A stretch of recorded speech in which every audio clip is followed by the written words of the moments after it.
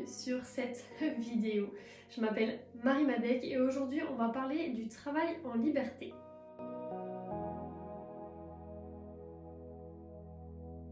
Pourquoi je te fais cette vidéo?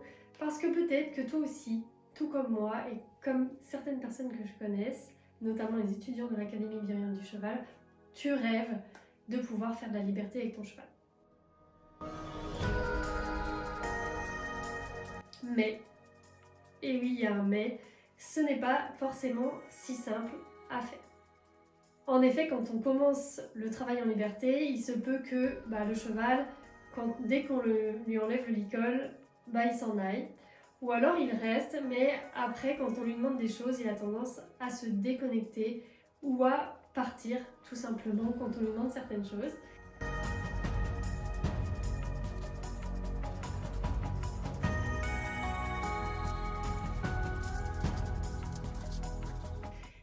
Et dans l'exercice du cercle en liberté, notamment, où on demande au cheval de tourner autour de nous, de s'enrouler autour de nous, le cheval a tendance à s'écarter, voire à complètement partir. Et voilà, on a quelques petits soucis quand on commence cette façon de travailler. Donc dans cette vidéo, je vais te donner les étapes par lesquelles passer pour pouvoir réussir et je vais te donner quelques solutions aux problèmes que tu peux rencontrer. Quand ton cheval se déconnecte, tu as peut-être essayé certaines choses pour essayer de le reconnecter, comme par exemple essayer de lui donner de la nourriture, même des fois même le gaver un peu de nourriture, genre si jamais je lui donne de la nourriture, il a envie de rester avec moi. T'as peut-être aussi essayé de pas trop lui en demander en te disant bon, si je demande pas beaucoup, j'ai moins de chances qu'il parte, et donc du coup tu fais de la liberté mais il ressent une espèce de retenue en toi parce que t'oses pas aller vraiment plus loin, parce que tu sais que si tu vas plus loin, si tu demandes l'allure supérieure ou l'exercice un peu plus précisément, il va s'en aller. Tu as peut-être aussi essayé pour la liberté, en fait, dès que ton cheval part, de le rappeler et de le rappeler et de le rappeler à chaque fois, mais finalement, oui, il revient, donc tu as un peu cette sensation de connexion, mais il finit toujours par repartir. L'objectif de cette vidéo, c'est vraiment de te donner les étapes qui vont te permettre d'avoir un cheval qui reste avec toi, qui reste connecté et qui ne part plus. Pourquoi je veux absolument te partager ça? C'est parce que moi-même, c'était mon rêve absolu.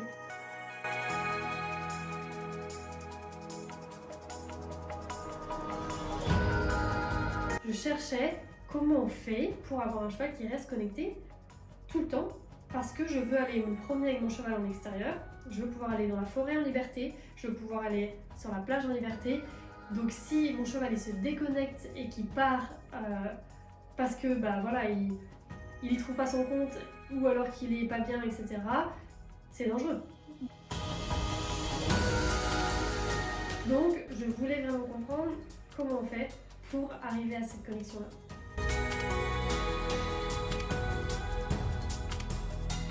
Et donc t'imagines bien que ça ne s'est pas fait du jour au lendemain.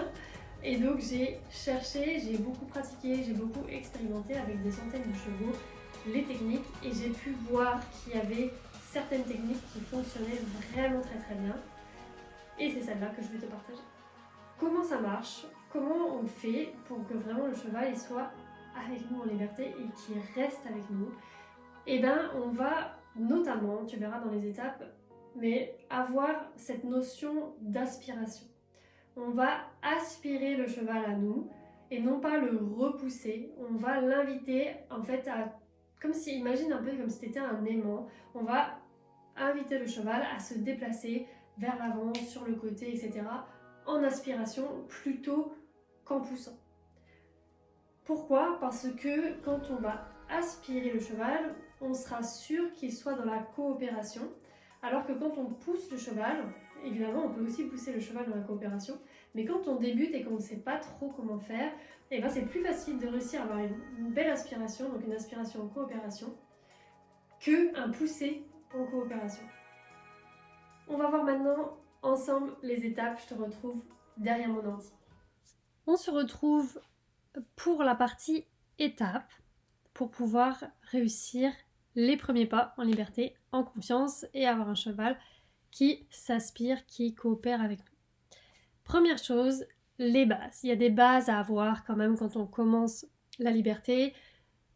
Avoir des notions sur l'actif et le passif, donc avoir un timing, développer le timing. Et donc ça se travaille au quotidien et notamment au début au travail en longe. Être dans l'instant présent.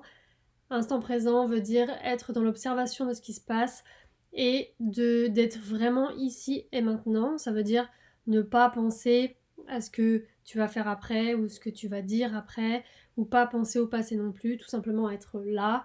Je sens mes pieds, je sens ma respiration, je suis dans les sensations. Ça va être très important ça. Et aussi des bases. Donc dans les bases, il y a le oui et le non, comment savoir dire oui à son cheval, comment dire non à son cheval. Ça c'est vraiment important, tu vois déjà, de connaître ça avant de pouvoir commencer la liberté. Ensuite, une fois qu'on est avec notre cheval, on va commencer à essayer cette liberté-là. On a quand même des bases, on a envie d'essayer. Et donc du coup là, ce qu'on va faire, c'est qu'on va lui enlever le licol. On enlève carrément le licol. Et on va voir si le cheval tient déjà arrêté près de nous. Est-ce qu'on arrive à enlever le licol et que le cheval reste, puisse se détendre à côté de nous. Si le cheval a du mal à rester près de nous, eh ben ça va être très important déjà de commencer la liberté dans des endroits où le cheval est en sécurité. Ensuite, demander à notre cheval de nous suivre, et donc l'aspiration de devant. Tu sais, c'est quand tu vas vraiment demander à ton cheval, aspire-toi, toi tu avances ou tu recules, mais tu demandes au cheval de venir vers toi. Tu creuses un trou en fait entre toi et le cheval et lui il vient. Donc toi tu peux marcher vers l'avant et il te suit, ou tu peux reculer pour qu'il te suive aussi. Tu vois, peu importe tant que le trou se creuse. Ensuite, on va demander au cheval de s'aspirer aussi, mais avec ses épaules vers nous. Et ça c'est quand on est du coup sur le côté.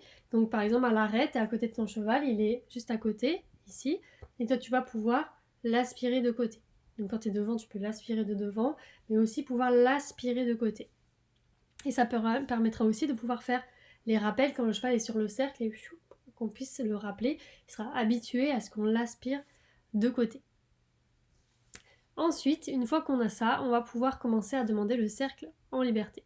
Comment on fait? Ça c'est pareil, il y a des étapes pour le cercle en liberté. Première étape, on va demander au cheval d'avancer vers l'avant sans que le cheval n'écarte son intérieur. Donc tu vois là, t'es pas encore sur le cercle, c'est un prérequis du cercle. Avant de lui demander le cercle, tu vas d'abord vérifier est-ce qu'en liberté, quand je marche avec mon cheval à côté de moi, je suis capable de le mener à aller vers l'avant sans que son intérieur extérieur s'écarte. Si oui, si tu es capable de faire ça, eh bien, tu vas pouvoir ensuite vraiment marcher au pas avec ton cheval en harmonie, plusieurs pas, que ton cheval trouve son confort, son harmonie à côté de toi et qu'il ne s'écarte pas déjà en ligne droite. Puis ensuite, tu peux mettre un plot et commencer toi à, tu vois, commencer à tourner légèrement, assez loin du plot au départ éventuellement. Donc tu vas passer de la ligne droite à un léger pli. Tu vois, tu vas pas tout de suite faire le mini-cercle, tu vas vraiment commencer à tourner et ton cheval en fait il va s'enrouler déjà dans ce tournant-là avec toi. Et s'il reste tout de suite, tu dis oui. Petit à petit, tu vas augmenter le nombre de pas pour avoir un cercle complet. Tu vas pouvoir te rapprocher aussi du plot pour avoir un cercle un peu plus petit. Mais en fait, l'idée, c'est vraiment toujours rester en harmonie au pas et que le cheval, comme il est en harmonie avec toi, il a envie de rester en fait avec toi sur le cercle parce qu'il a envie de garder cette harmonie. Donc même s'il y a un tout petit... Donc au début, c'est droit, après il y a un tout petit peu, et puis même si après ça tourne un peu plus, il va marcher pour rester à côté de toi. Donc attention, ne pas marcher trop vite, sinon si tu marches trop vite, ton cheval il va vraiment être en retard, il va avoir du mal à trouver son harmonie. Donc va toujours au départ lentement pour laisser au cheval le temps de retrouver son harmonie quand l'harmonie se casse légèrement par rapport à ta position. Ensuite, l'humain dit au cheval de rester actif sur le cercle et l'humain reste actif lui mais en ne bougeant plus ses pieds. Donc en fait c'est au départ, donc tu as vu on accompagne le cheval, on marche avec lui, petit à petit après on va arrêter de bouger et le cheval lui va continuer à tourner autour de nous, va comprendre. C'est pour ça que c'est bien aussi de mettre un plot qui ne bouge pas lui au début, comme ça le cheval il voit un plot et il tourne aussi autour de ce plot qui lui ne bouge pas. Et ensuite dernière étape, donc le rappel sur le cercle. Et bien là, ça va être d'aspirer le cheval à nous avec soit l'aspiration des épaules, soit le reculer. En fait, peu importe, tu as l'aspiration de devant ou de côté, donc c'est toi qui peux choisir en fait. Et ensuite, une fois qu'il s'aspire, tout de suite faire une grande pause. Voilà pour les étapes.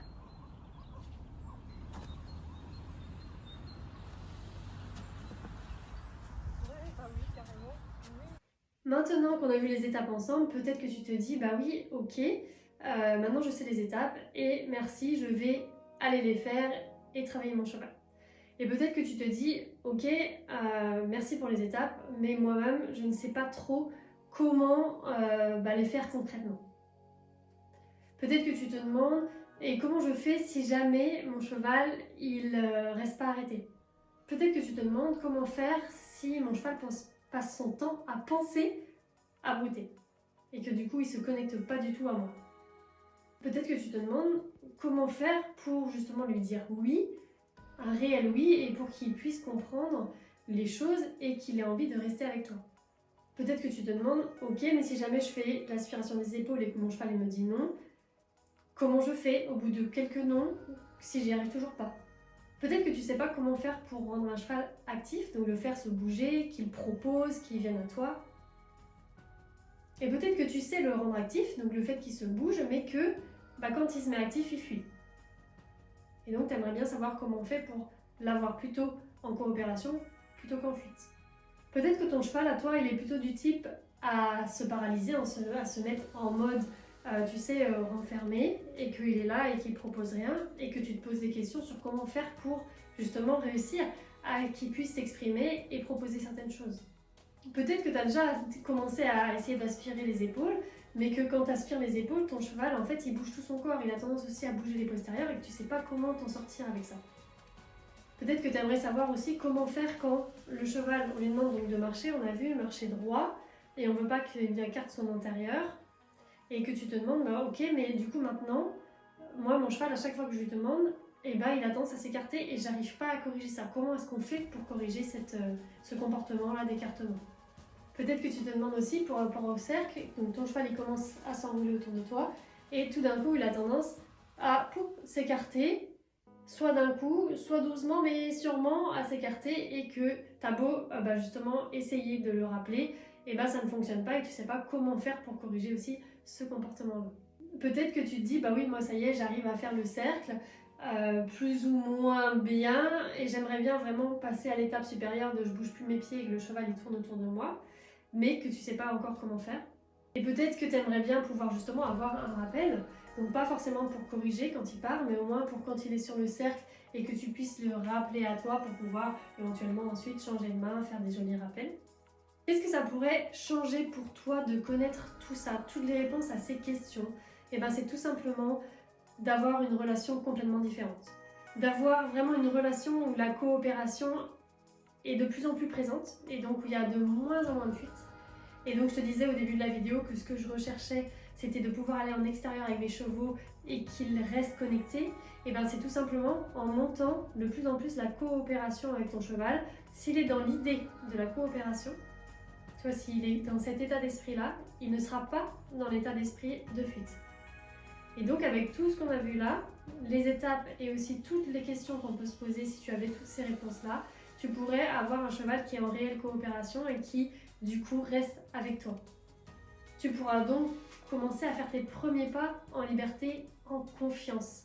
Donc tu as peut-être déjà fait un peu de liberté, mais tu sens qu'au fond tu te méfies un peu. Donc là je te parle de tes premiers pas avec vraiment une confiance totale. Donc ça veut dire que tu n'auras plus peur que ton cheval se déconnecte en fait. Et ça, quand on n'a plus peur, qu'on a la confiance, ça change tout dans la relation. Et tu pourras découvrir ce que c'est cette légèreté du travail en liberté. C'est vraiment, je sais pas si tu connais un petit peu ou pas, mais c'est vraiment, c'est le mot légèreté convient tout à fait. T'as pas le longe, t'as pas le stick, tu peux avoir le stick un petit peu au début, mais après t'as plus rien, t'es pas encombré par tous ces outils-là, c'est assez simple. Tu vois, la communication se fait plutôt facilement, aller avec le corps et tout ça. C'est vraiment quelque chose à essayer. Donc vraiment, moi je le conseille pour pouvoir aller encore plus loin dans la relation. De passer par cette étape de on enlève tout. Donc justement, pour aider les personnes qui veulent aller vers cette connexion forte, vers le travail en liberté, qui ont envie d'essayer des exercices comme par exemple là le cercle en liberté, je viens de créer un nouveau produit qui s'appelle le kit de démarrage du travail en liberté. Tu peux t'inscrire juste en dessous et tu as une promo là qui est à durée limitée, mais tu peux cliquer et tu vas découvrir combien de temps il reste. Donc dans cette formation, tu vas découvrir les réponses à toutes les questions que j'ai posées en fait dans cette vidéo. Tu auras aussi bien évidemment toutes les étapes qui sont détaillées et comment on fait concrètement chacune des étapes. On parlera aussi de la différence entre la fermeté et la rigidité. Quand on travaille en finesse, on est carré. C'est-à-dire que par exemple, on demande au cheval d'avancer. Si on demande d'avancer, on demande d'avancer, on ne demande pas de s'écarter. Tu vois, c'est carré, clair, net. Attention, être carré, ça apporte quelque chose. Par contre, être rigide, ça n'apporte pas. Donc dans cette formation, on va voir comment réussir à être justement carré, ferme, être sûr de nous, sur ce qu'on veut. Si on veut avancer, c'est avancer. Et comment faire pour justement être ferme, mais sans être rigide. Et donc on parlera aussi évidemment de l'attitude qu'on veut avoir pour vraiment aider le cheval, lui apporter ce dont il a besoin et pouvoir avoir un cheval qui justement a confiance et qui a envie de se connecter. Et cette attitude-là va aussi changer en profondeur ta relation avec ton cheval. Donc si jamais tu ne me connais pas, je vais te parler justement de la garantie de cette formation. À chaque fois que je sors une formation, mon objectif c'est vraiment de t'aider au maximum avec ton cheval. Si jamais tu regardes une leçon de cette formation, tu choisis celle que tu veux, il y a des titres dessus, tu choisis une leçon, tu la regardes, et si elle ne te plaît pas, ou que tu te dis, bah non, moi c'est pas ça qu'il me faut, ça ne me convient pas comment c'est présenté, etc., et ben tu as juste à envoyer un email et dire que tu n'es pas satisfait ou que tu ne veux pas garder cette formation et je te rembourse totalement. Comment obtenir cette formation? Tu cliques sur le lien qui est en dessous. Ensuite, tu vas arriver sur une page où tu peux relire un petit peu ce qui est sur la page. Ensuite, tu cliques sur commander. Et une fois que tu as commandé, tu as une formation qui va arriver sur la plateforme de formation. Tu vas pouvoir l'étudier et tu as accès à vie à cette formation. Donc, si tu veux cette formation, prends-la tout de suite parce que du coup, la promotion est maintenant et elle ne dure que quelques jours. Merci d'avoir visionné cette vidéo. J'espère que ça vous a apporté quelque chose. À bientôt!